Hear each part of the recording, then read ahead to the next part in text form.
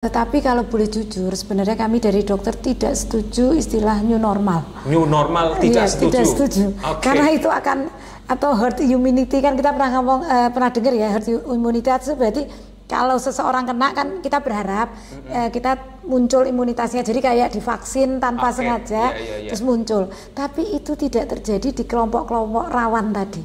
Jadi kalau kita biarkan mereka ini pergi berkumpul saat ini, jadi kalau new normal itu sebenarnya belum normal. Jadi kalau teman-teman dokter itu berkata new normal itu sebenarnya yang mau disehatkan ekonomi, tapi bukan menyehatkan manusia. Manusianya. Jadi kalau memang tuntutan untuk ekonomi, kita tidak bisa berkata apa-apa ya, tetaplah misalnya bekerja tapi hanya kenal rumah tempat kerja gitu. Jadi jangan tetap pergi, tetap kita hindari yang tidak penting. Anak dan lansia tetap kita jaga di rumah, tetap tidak boleh keluar, karena itu akan berat bagi dia. Dan kalau ini terjadi, terus terang ya Pak, sebenarnya para dokter ini mengkhawatirkan itu. Kami khawatir terjadi gelombang kedua yang angkanya akan meningkat, dan masalahnya itu kami nggak mampu gitu.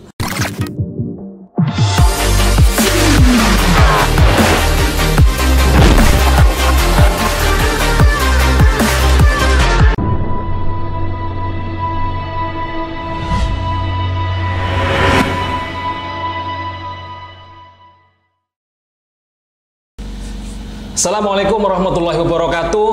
Apa kabar semuanya? Senang sekali hari ini kita bisa berjumpa lagi, dan ini edisi perdana bahwa di channel Alfredos World Class Islamic School menyelenggarakan sebuah acara yang sangat menarik, di diskusi atau obrolan online yang kami kemas dalam acara Ruang Edukasi. Ruang edukasi ini akan hadir setiap pekannya dengan tema-tema yang kami bingkai dalam frame pendidikan atau pendidikan ansih, yang nanti tentu akan menghadirkan para narasumber, para figur, para tokoh yang bergerak aktif di dunia pendidikan meskipun dari background latar belakang profesi yang berbeda-beda.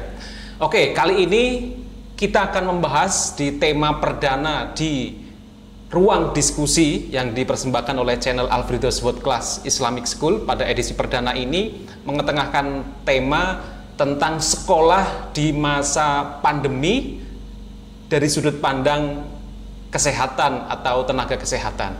Baik, sudah hadir di samping saya seorang dokter yang sudah tidak asing lagi, yakni Dr. Najibah Yahya, yang biasa kita akrab dengan Dokter Nana. Assalamualaikum Dokter Nana. Waalaikumsalam Pak. Sehat? Alhamdulillah. Alhamdulillah. Masih terus bertugas ya? Iya.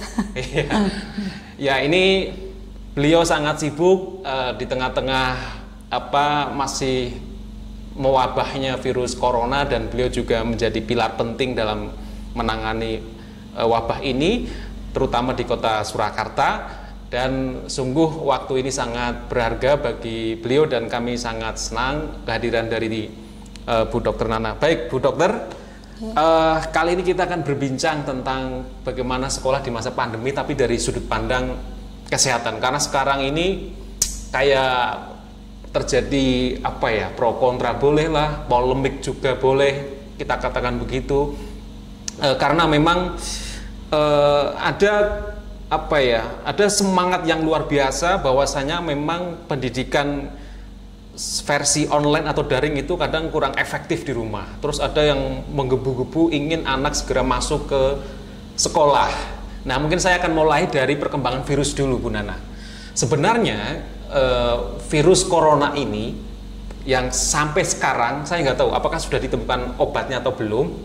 Itu seperti apa, dan kedepannya prediksinya dari sudut pandang kesehatan atau tenaga kesehatan atau seorang dokter itu seperti apa? Silakan, mungkin Bu Nana bisa menjelaskan dulu. Sebenarnya virus ini mengagetkan kita memang juga, walaupun berapa tahun sebelumnya kita sudah memprediksi bahwa pandemi ini akan terjadi. Ya, terus kemudian ketika datang pun kita kaget gitu. Dia penyebabnya memang virus. Dulu sebelumnya kita tahu ada MERS, ada SARS. Ini jenisnya, tetapi dengan berbalik baju gitu, ganti baju. Jadi sehingga kita gagap juga mengenalinya. Yang jadi masalah saat penyakit virus ini memang belum ada obat yang pasti untuk mengatasinya. Yang kami lakukan biasanya hanya gejala ataupun efek yang timbul itu yang dihilangkan. Jadi banyak obat-obat yang kita sebut antivirus walaupun sebenarnya tidak khusus mematikan virus tersebut yang saat ini ada dan digunakan. Selain itu juga kita gunakan imun, karena sebenarnya penyakit virus ini self limited disease. Jadi penyakit yang bisa sembuh sendiri asal kondisi kita, imun kita bagus. Imun kita kuat, ya. Makanya tidak heran saat ini banyak sekali orang-orang yang tidak bergejala atau istilahnya OTG. Jadi orang tanpa gejala karena imunnya bagus, virus itu masuk, kemudian dia kekebalan dirinya ini membaca virus itu memang perlu waktu seminggu sehingga dia membuat antinya, antibodinya. Untuk itulah saya selipkan bahwa kenapa kok biasanya orang kena virus kita tes rapid, karena rapid itu hanya menilai antibodinya, itu belum terlihat karena mungkin belum dibentuk gitu. Jadi perlu waktu untuk membentuk antibodi itu yang bisa dilihat dengan rapid test. Kemudian minggu kedua tubuh sudah semakin banyak membentuk antibodi dan dia hilang. Gitu. Dan itu yang tadi dikatakan OTG ini justru yang berbahaya katanya. Iya, betul. Jadi dia sendiri nggak masalah, tapi orang lain bisa menularkan. Dari OTG. Satu orang kita pernah menghitung itu bisa menularkan ke 20 sampai ke 100 orang. Satu orang bisa menularkan sampai 100. Betul. Berarti berbahaya sekali ya. Iya. Kalau bicara tentang perkembangan virus ya. Kalau untuk anak-anak, artinya kalau nggak salah berita-berita itu kan yang berbahaya menyerang usia 50 tahun ke atas. Nah sekarang untuk sebenarnya seperti itu benar nggak sih? Atau bahkan saya dengar bayi pun terserang. Betul. Gimana ini? Ini menarik Pak pertanyaannya karena itu membuat kita gerah. Dari dulu sebenarnya dokter tidak pernah mengatakan bahwa anak itu kuat terhadap virus ini. Hanya kita kan ini baru. Yang kita tahu hanya di negara-negara maju seperti Cina. Cina hanya 2 kasus yang dilaporkan, Amerika kalau nggak salah 4 kasus. Tapi itu untuk negara-negara yang memang maju, yang memang benar-benar anak ini bisa diamankan dari penularan. Tapi ternyata kita dikejutkan bulan Mei kemarin dengan Ketua IDAI, Ketua Ikatan Dokter Anak Indonesia, Dr. Aman mengungkap data yang angkanya hasil riset. Jadi dokter anak, Ikatan Dokter Anak menyimpan data itu yang jumlahnya luar biasa. PDB-nya 5.000-an. Anak yang meninggal juga memang terlihat sedikit. Jadi seakan-akan yang meninggal ini lebih banyak PDB, tapi yang positif sedikit. Tapi sebenarnya kenapa kok mereka tidak bisa dianggap positif? Karena pada anak tidak mudah mengambil swabnya. Jadi kita sebut dia positif kan kalau swabnya positif. Kalau rapid testnya positif masih kita katakan PDB, Pak Imam. Jadi kenapa angkanya terlihat seakan-akan sedikit? Karena memang pada anak melakukan swab ini agak lama. Agak lama ya. Lama dan memang sulit. Menyiksa ya katanya. Saya pernah menemani itu Pak Imam. Makanya saya termasuk dokter yang tidak setuju untuk sekolah cepat. Saya menemani seorang anak yang diambil agak besar usianya, diambil swabnya. Itu saya menangis saat itu gitu. Untung aja saya pakai APD, jadi mungkin tidak terlihat air mata saya. Jadi ketika diambil itu anaknya menjerit-jerit. Jadi perlu waktu lama karena kan dia menolak, dia menutup mulutnya. Jadi kan sulit sekali mengambil itu swab. Diambil apanya? Dahaknya? Dahaknya yang berada di di langit-langit itu. Jadi di tenggorokan itu sulit sekali dan sakit. Dan mosok kita tega kalau itu dilakukan. Makanya saya katakan andaikanlah anak kita tidak positif tapi baru terduga, baru ODP, dan makanya dianjurkan IDAI untuk anak jangan rapid, tetapi kan harus langsung swab. Itu apa kita tega melihat anak ODP ini yang sekian banyak harus diswab semua gitu. Jadi mengerikan untuk anak dan dia malah kelompok yang memang rentan juga, apalagi di Indonesia. Jadi kesimpulannya nggak benar ya bahwa itu menyerang usia yang atas ya. Lansia aja semua berpeluang yang jadi sama. Tetap anak, lansia dan komorbid. Komorbid itu orang dengan penyakit penyerta, itu yang bahaya. Oh, jadi dia ada penyakit lain dan itu jadi kompleksitas ya. Jadi semakin memperkuat gitu. Terus bener nggak sih sekarang ini memang ada orang yang memang masih takut bener dengan corona, ada yang sudah cuek ya, karena memang sekarang ini orientasi ke ekonomi kayaknya, karena memang mau tidak mau kalau kita nggak keluar rumah ya nggak punya untuk bisa menafkahi yang di rumah gitu ya. Nah akhirnya kadang mengabaikan semuanya gitu. Tapi sebenarnya begini, penularan yang sebenarnya sering itu terjadi ya, itu melalui apa sih? Karena memang sekarang ini kan orang akhirnya apa ya? Ya tadi ada yang cuek, ada yang masih ketakutan luar biasa. Nah, seharusnya kita seperti apa? Artinya untuk bisa mencegahnya dan kita bisa mengantisipasi keluarga kita minimal gitu. Yeah. Penularannya melalui apa sebenarnya yang sekarang ini? Ini sekarang kan juga banyak berita-berita hoax, Pak. Jadi itu semakin membuat informasi dari tenaga kesehatan tidak sampai ke masyarakat, tertutupi oleh itu. Tetapi kalau boleh jujur, sebenarnya kami dari dokter tidak setuju istilah new normal. New normal tidak setuju. Tidak setuju.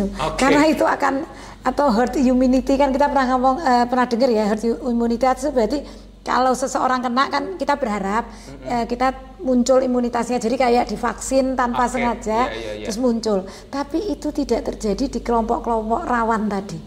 Jadi kalau kita biarkan mereka ini pergi berkumpul saat ini, jadi kalau new normal itu sebenarnya belum normal. Jadi kalau teman-teman dokter itu berkata new normal itu sebenarnya yang mau disehatkan ekonomi, tapi bukan menyehatkan manusianya. Jadi kalau memang tuntutan untuk ekonomi, kita tidak bisa berkata apa-apa ya, tetaplah misalnya bekerja tapi hanya kenal rumah tempat kerja gitu. Jadi jangan tetap pergi, tetap kita hindari yang tidak penting. Anak dan lansia tetap kita jaga di rumah, tetap tidak boleh keluar, karena itu akan berat bagi dia. Dan kalau ini terjadi, terus terang ya Pak, sebenarnya para dokter ini mengkhawatirkan itu. Kami khawatir terjadi gelombang kedua yang angkanya akan meningkat. Dan masalahnya itu kami nggak mampu gitu. Jadi bukan hanya cuma terbatas, ya? Betul, alat bahan, tempat untuk isolasi, terus kemudian ventilator, kami sangat terbatas. Jadi kalau ini terjadi ledakan kedua yang lebih mengerikan, kalau kita semua menganggap ini sudah selesai. Jadi normal itu kan, new normal kan diartikan normal. Kita lihat kan di mana-mana sudah banyak orang berkerumun. Sepertinya, terus yang lucu lagi orang sebagian gini, nggak apa-apa, buktinya yang lain nggak apa-apa kan gitu. Jadi akhirnya semua akan semakin banyak keluar dan ledakan ini akan terjadi, itu mengerikan Pak. Beberapa teman dokter saat ini mereka mereka waspada terhadap itu karena tidak bisa juga berbicara. Dulu dokter lebih banyak diam, jadi nggak membalas gitu. Mereka sudah buat kamar isolasi. Saya sempat kaget, loh kan bukan kita angkanya menurun gitu. Tidak, kami takut ada gelombang kedua. Jadi mereka masing-masing rumah sakit membangun kamar isolasi baru Pak, yang jumlahnya juga lebih besar. Sudah mengantisipasi itu, siap ya. Tapi kalau saya lihat trennya kemarin, kalau nggak salah di berita yang gugus COVID itu prosentasenya naik loh di new normal ini. Betul. Malah naik karena mungkin tadi orang akhirnya tidak peduli. Dan sebenarnya yang bisa kita lihat tadi seminggu ke depan atau 2 minggu ke depan Pak. Jadi sebenarnya orang yang tertular saat ini akibat new normal tadi baru bisa kita lihat seminggu ke depan gitu kan, gejalanya mulai muncul. Itu Bu, saya penasaran yang penularan tadi Bu, kerumunan ya. Itu prosesnya apakah masih sama? Apa namanya istilahnya, droplet ya? Gimana? Benar. Jadi tetap droplet. Jadi kan waktu itu banyak pendapat yang bilang dia bisa di airborne. Lewat udara ya. Tapi ternyata tapi tetap kita hati-hati. Jadi di tempat yang AC atau bertekanan itu kan memang virusnya nggak jatuh ke bawah tapi mengambang. Nah itu mungkin masih bisa masuk ke orang lain. Tetapi sebenarnya yang penting itu tetap memang harus jaga jarak Pak. Jaga jarak. Jadi memang harus 2 meter gitu ya. Terus masker, penggunaan masker ini karena saya harus bicara jadi saya lepas masker saya. Masker itu sangat membantu. Jadi masker yang dipakai kedua-duanya itu banyak penelitian. Seseorang kalau bertemu yang satu pakai masker itu sudah mampu menurunkan angka penularan. Apabila keduanya pakai masker, angka itu jauh berkurang. Jadi tetap jaga jarak, pakai masker, sering cuci tangan karena kan tetap tangan kita mungkin menyentuh sesuatu. Itu ya. Saya juga melihat ada video tentang mungkin tutorial ya, kalau habis dari keluar terus masuk ke rumah itu sampai harus sebelum menyentuh barang atau mungkin anak-anak ya, itu harus bajunya dilepas dulu, terus cuci tangan, terus mandi dulu, itu segitunya begitu protokolnya.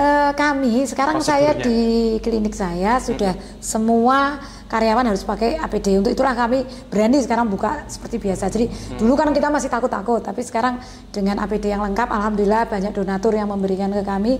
Kami pakai APD lengkap. Saya buat tempat untuk cuci baju APD. Jadi kami larang mereka membawa pulang baju APD-nya. Oh, tetap di situ. Tetap di situ kami buat sesuai protokol. Jadi di tempat yang ada masuk matahari dan di udara terbuka. Kemudian dia harus bersihkan di situ. Dia pakai baju double, Pak. Ketika itu dibuka, kami masih merasa baju yang lapisan kedua ini masih menularkan. Jadi biasanya ganti. Jadi ketika dia pulang sebenarnya sudah aman pakai lapisan ketiga gitu ya. Tapi ternyata di sana pun di rumah saya anjurkan untuk tidak menyentuh anak sebelum dia mandi. Gitu. Jadi ini pun dilakukan terhadap anak-anak kita. Kalau kepaksa kita harus keluar, kemudian dia pulang dari manapun, dia harus melepas semuanya, dia harus mandi, baru dia boleh sentuh apapun. Gitu. Tapi ini contoh simpelnya, misalkan ya, saya ini terpaksanya belanja di mall misalkan ya. Saya bawa belanjaan otomatis kan, bawa struk nota itu, kemudian mungkin tempat wadahnya, tas dan lain-lain. Saya pegang gitu kan. Saya bawa pulang, terus wadahnya memang saya nanti buang, tapi kan saya sudah megang duluan ini, terus saya cuci sabun, nggak sia-sia begitu. Penularannya itu kan bisa di jalan pas saya lagi bawa pas di mall gitu. Jadi harus sering, Pak. Secepat apa itu? Sebelum saya jawab, satu catatan penting, tetap ke mall saya tidak izinkan untuk anak ya. Jadi kita ya. Misalkan ya. Jadi anak tidak ada gini, masih boleh ke mall tidak. Jadi boleh, sama sekali tidak boleh. Jadi benar-benar anak tetap, terutama saat new normal ini lebih bahaya, Pak, daripada sebelumnya. Karena termasuk mall kecil-kecil di pinggir jalan. Iya, tetap anak tidak diizinkan kemanapun. Jadi kita yang turun gitu. Jadi memang sebenarnya kan ada beberapa hal yang boleh. Jadi kita mengajak biar menghindarkan stres itu loh, Pak. Jadi kita mengajak anak-anak kita di mobil jalan-jalan boleh. Tapi mereka tidak boleh turun apalagi ke mall. Gitu. Itu catatan penting ya. Itu catatan penting sebelum saya jawab yang pertanyaannya. Terus kemudian tadi pertanyaannya ya gitu, Pak. Jadi ketika kita terima, kami diajarkan untuk menganggap semua pasien sekarang ODP. Jadi kan kita lebih hati-hati. Terus semua orang ODP gitu. Jadi kita hati-hati. Termasuk semua barang tertular. Jadi kan kita anggap jadi mindset kita seperti itu ya. Harus kita buat semua yang di sekeliling kita itu bahaya dan menularkan gitu ya. Tapi jangan panik ya tentu tetap karena panik. Dulu dengan kita percaya dengan hasil anamnesa, kita banyak dibohongi pasien. Jadi sekarang aman untuk kita ketika kita menganggap semua ODP. Jadi tidak pandang bulu semua ODP. Ketika kita menganggap semua ODP kan kita pakai lengkap. Kita tidak akan tersiksa dengan masker yang double. Kadang kami pakai masker double 3, Pak, untuk pengaman. Iya, luar biasa. Tapi ada jadi kebiasaan. Ya. Saya punya bukti. Ternyata laporan saya angka penularan penyakit menular menurun semenjak masker ini pakai komplit begitu ya. Terus kemudian tadi yang dikatakan kita terima plastik, terus kita terima uang kembalian dan juga nota. Kalau kita naik mobil berarti kita letakkan, terus kita cuci tangan dulu, hand sanitizer segera. Terus kemudian karena kan kita memegang setir kalau kita naik mobil atau naik motor. Terus kemudian sampai di rumah itu kita buang, kita anggap tangan kita kotor berarti kan. Terus kemudian kita cuci lagi. Seperti anak saya, dia sudah menjadi habit. Jadi ketika dia makan pisang, Pak, karena saya selalu mengajarkan apa yang dibungkus ini semua mengandung virus, mengandung kuman lah, bukan virus. Jadi caranya dia cuci tangan, dia buka pisangnya sampai habis. Terus isinya dia taruh di tempat yang memang sudah steril, kulitnya dia buang, dia akan cuci tangan lagi baru makan. Ngambil makan itu. Memang terkesan ribet ya. Iya, tapi enggak, Pak. Itu luar biasa. Kadang saya lupa dia mengingatkan. Kalau saya bawa plastik enggak dijemur ya di luar. Karena matahari juga terbukti bisa mematikan virus, tapi kan dengan jumlah lama. Jadi ini jadi semacam budaya-budaya baru. Harus menjadi habit. Sekarang saya ke sekolah ya. Tadi kan tema kita sekolah di masa pandemi. Seandainya nih Bu Nana, ini seandainya ya.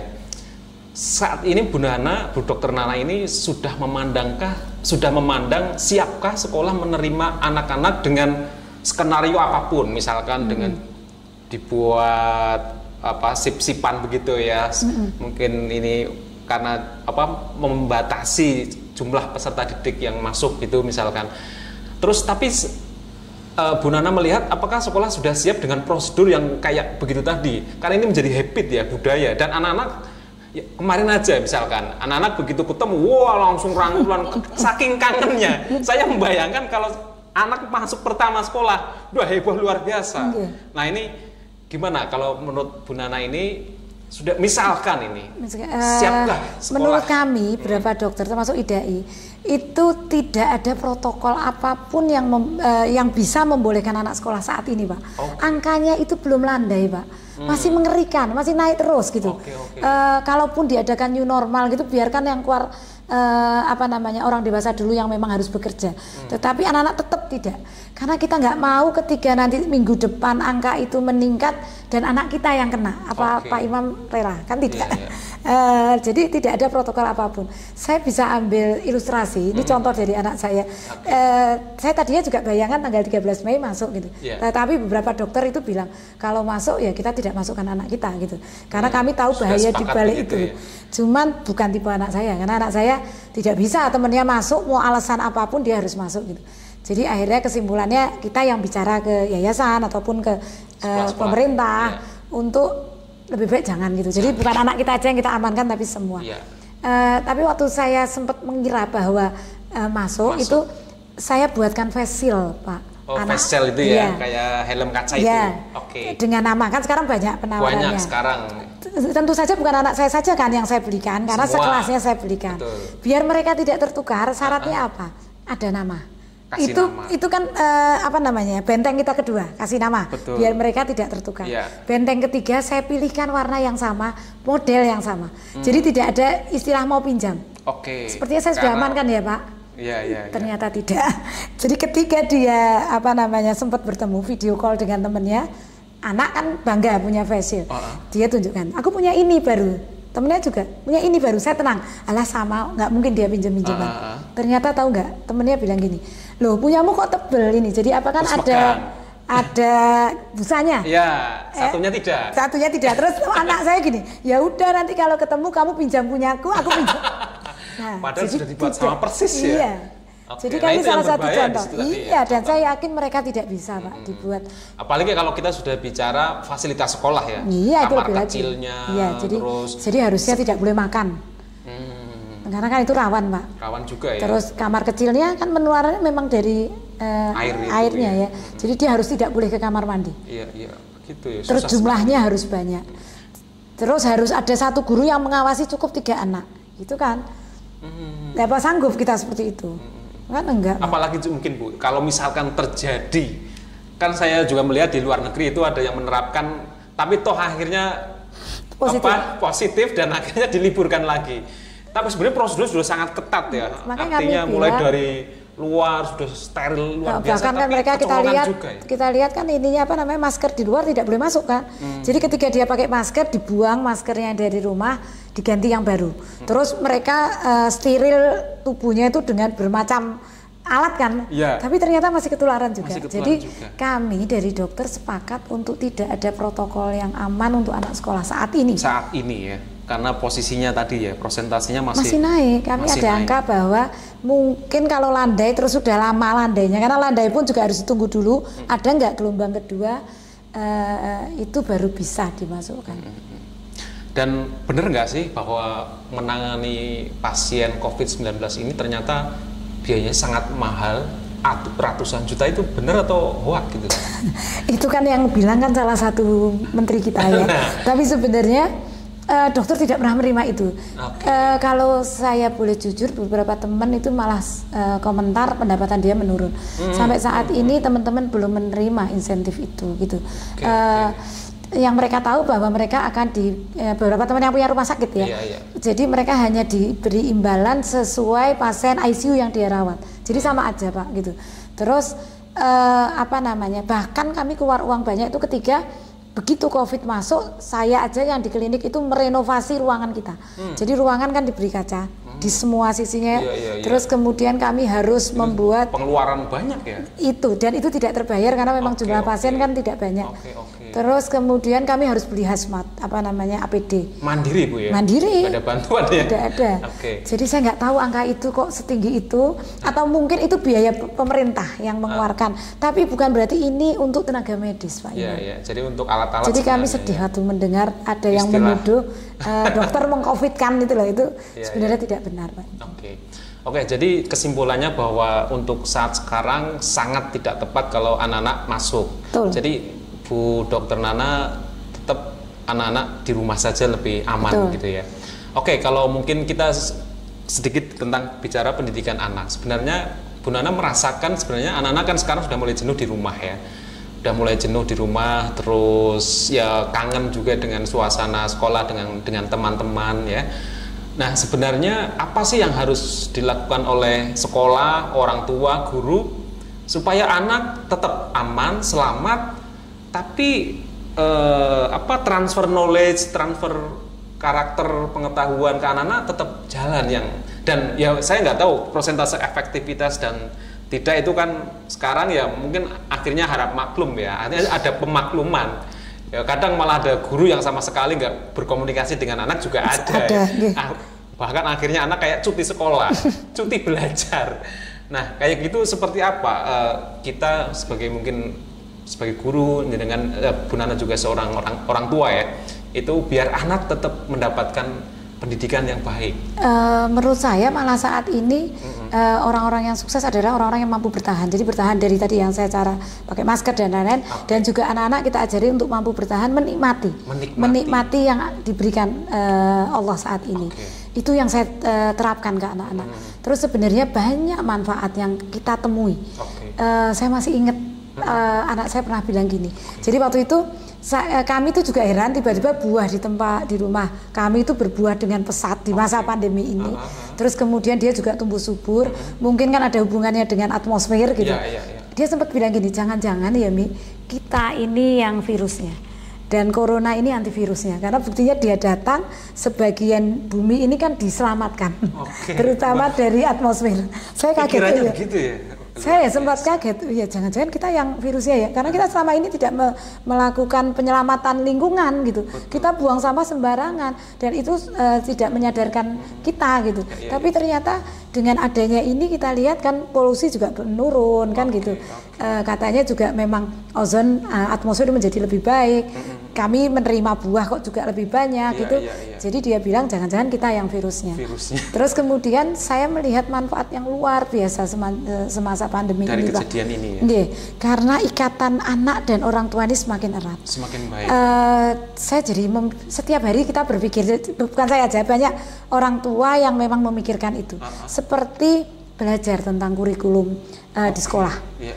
Jadi apa yang dilakukan? Oh ternyata apalagi Alfidos ini kan baru dengan IB-nya. Jadi saya mengikuti itu gitu. Jadi pertahapnya harus belajar. Dan itu menyenangkan. Dan terkaget gitu ketika ayahnya lihat, loh ternyata anak saya bisa membuat solusi dari suatu masalah ini gitu. Yang sebenarnya kata gurunya ini sudah biasa kami lakukan Pak gitu. Cuman kami kan nggak pernah tahu gitu. Itu yang saya lihat. Terus kemudian kalau yang saya lihat lagi, dan itu saya impikan sebenarnya, selama ini kami terbiasa sholat di masjid Pak. Jadi anak-anak ke masjid, jamaah di masjid. Ayahnya juga seakan-akan bagus ya, tapi ternyata ada yang lebih bagus dari itu. Jadi ketika indah juga ya. Iya, itu yang saya bilang hikmah di balik pandemi. Ketika kita sholat itu tentu saja orang tua kan bersama orang tua. Pasti kalau kita ke masjid anak-anak di belakang gitu. Ternyata kita tidak tahu kekurangan anak kita, kesalahan anak kita. Tapi dengan sholat di rumah itu bisa terlihat dan dia berubah. Ternyata gerakannya masih salah gitu. Itu yang bagus. Terus kemudian yang ternyata juga menurut saya bagus, kita itu dulu kepingin IT anak-anak kita maju, tapi nggak pernah punya waktu Pak Imam, karena selalu sekolah dan sekolah gitu, pulang juga dengan tugasnya. Tapi saat ini saya bisa mengkursuskan anak-anak saya online, dan targetnya ketika saya tanya, kalau misalnya Juli masuk, kamu senang atau bahagia? Biasa aja. Saya diperpanjang liburnya pun lebih senang karena dia dapat banyak gitu Pak. Dan itu target saya. Oh ternyata saya masih menjadi guru yang menyenangkan. Luar biasa. Gitu. Tapi nggak banyak juga ya orang tua yang seperti Bu Nana ini ya. Sebenarnya kalau kita usaha bisa Pak Imam. Pasti bisa ya. Artinya bagaimana membuat suasana rumah benar-benar jadi ruang-ruang edukasi bagi anak. Betul. Dan menyenangkan, bukan hanya bagi anak. Ternyata orang tua pun menikmatinya ya, menjadi guru yang sesungguhnya ya. Iya. Karena memang bayangannya guru, sekarang jadi guru beneran. Jadi di dunia pendidikan saat ini, kalau mungkin Bu Dokter Nana mewakili tenaga kesehatan begitu ya, menghimbau ke pemerintah, mungkin ke dinas pendidikan, untuk waktu masuk sekolah yang sesungguhnya atau pembukaan sekolah. Kalau mungkin pembukaan tahun ajaran baru silakan tetap gitu. Tapi untuk pembukaan sekolah mungkin ini menghimbau pemerintah dinas seperti apa Bu Nana? Himbauan kami ya kalau bisa, kalau memang akhirnya nanti saat ini tetap tidak boleh ya, karena kami tidak melihat angka-angka aman untuk memasukkan anak sekolah. Tapi saya nggak tahu, walaupun sebagian dokter sudah menjas sebaiknya sampai akhir tahun gitu. Tapi kita nggak tahu dalam proses ini akhirnya memang landai gitu. Tapi yang saya himbau kepada pemerintah, libatkan dokter untuk dalam rapat membuat kebijakan masuk sekolah. Karena dokter ini yang tahu lapangan gitu. Dan kita kan nggak mau coba-coba ya Pak. Mungkin jangan bilang gini, kita coba dulu seminggu, ternyata nggak apa-apa lanjut, jangan lakukan percobaan pada anak. Baik Bu Nana, tidak terasa waktunya sudah cukup lama kita berdiskusi, berbincang dengan tema yang sangat menarik, sekolah di masa pandemi dari sudut pandang tenaga kesehatan. Dan kali ini saya bersama Dr. Najibah Yahya, akrab disapa Dr. Nana. Oke, sekian saja, semoga obrolan kita bisa bermanfaat, menginspirasi orang lain, dan yang pasti bahwasanya kesimpulan dari diskusi saya berbincang dengan Dr. Nana, apapun protokol kesehatannya saat ini untuk pembukaan sekolah tetap belum bisa dilakukan karena memang sangat rawan terhadap penularan virus corona. Meskipun untuk pembukaan tahun ajaran baru silahkan sesuai dengan ketentuan, tetapi anak-anak harapannya bisa belajar di rumah. Tapi sekali lagi, orang tua harus kreatif, punya kemampuan yang kuat untuk belajar supaya anak-anak juga mendapatkan porsi pendidikan yang sesuai, dan orang tua juga bisa kerjasama dengan sekolah, dengan guru, berkolaborasi supaya anak-anak tetap bisa belajar dengan baik dan efektif. Dan juga ada banyak ilmu, pengetahuan, perubahan karakter, dan juga keterampilan, skill, terutama juga tadi pengalaman Bu Nana, skill menguasai IT ya, teknologi informasi atau dunia digital.